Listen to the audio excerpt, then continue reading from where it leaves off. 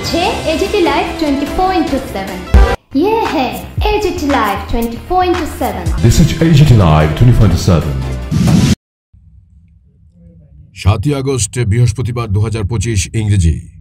BJP পরিচালিত প্রশাসনের চূড়ান্ত গাফিলতি ও ব্যর্থতায় ট্রাক শ্রমিক মিহির দেবনাথের মৃত্যুতে দোষীদের দৃষ্টান্তমূলক শাস্তির দাবিতে বৃহস্পতিবার সিআইটিইউ সদর দপ্তর থেকে সিআইটিইউ, AIRTF, TMSU ও TARWU একটি বিক্ষোভ মিছিল করে পশ্চিম ত্রিপুরা জেলা শাসকের মাধ্যমে রাজস্ব বিভাগের প্রিন্সিপাল সেক্রেটারির উদ্দেশ্যে এক ডেপুটেশন প্রদান করে।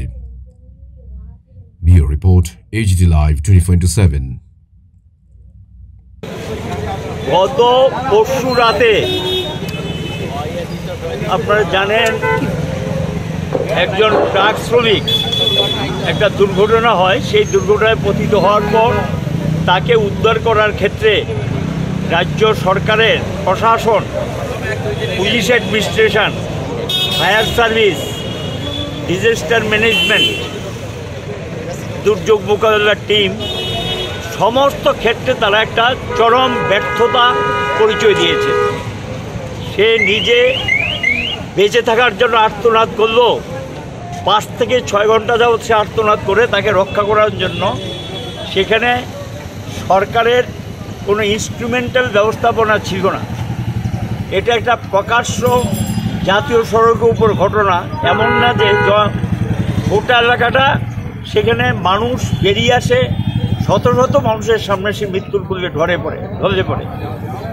সরকার ডিজাস্টার ম্যানেজমেন্টের নামে প্রচুর টাকা খরচ করছেন, বিজ্ঞাপন, ঢাউস বিজ্ঞাপন, এবং মাঝে মাঝে মহড়া দেয়। ঠিক আছে, এটা দিতে পারেন, মহড়া দেওয়া ভালো, প্রস্তুতি থাকা ভালো, কিন্তু একটা ঘটনা ঘটার পর একটা দুর্ঘটনা পতিত একটা ড্রাইভারকে উদ্ধার করতে পারে না, এর চেয়ে চরম ব্যর্থতা তার কিছু আছে কিনা জানা নাই।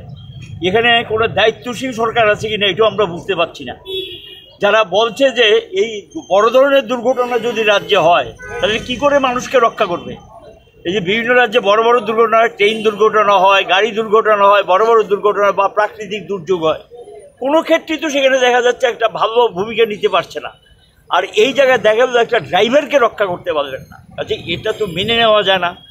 যারা অন্যান্য ক্ষেত্রে মানুষকে পিটানোর জন্য, ঘরে ঢুকে দেওয়ার জন্য, গণ আন্দোলন দমানোর জন্য ব্যস্ততা থাকে, এবং যারা সাধারণ মানুষকে রক্ষার দায়িত্ব নিতে পারে না, তাদের উপর তো ভরসা রাখা যায় না।